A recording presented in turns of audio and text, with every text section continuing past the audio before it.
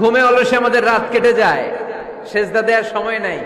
কখন প্রভুর দরবারে হাজিরা দেব, কখন সেজদা দেব? আল্লাহর হাবিব সাল্লাল্লাহু আলাইহি ওয়াসাল্লাম বললেন, আকরাবু মা ইয়াকুনুল আবদু মির রাব্বিহি ওয়া হুয়া সাজিদ ফাআকসিরু ফীহি দুআ। তোমরা যখন সেজদায় লুটিয়ে পড়ো তখন তোমরা আল্লাহর সবচাইতে কাছে চলে যাও।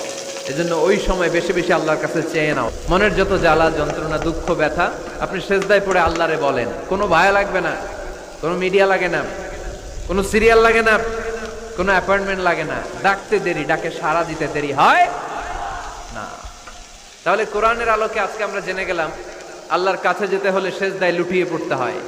এবার আমরা সুন্নাহর আলোকে জানার চেষ্টা করব কি করে আল্লাহর কাছে যেতে হয়।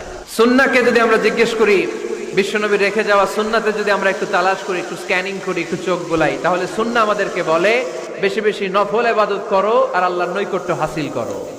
বুখারীর বর্ণনা, আল্লাহর হাবিব সাল্লাল্লাহু আলাইহি ওয়াসাল্লাম বলেন,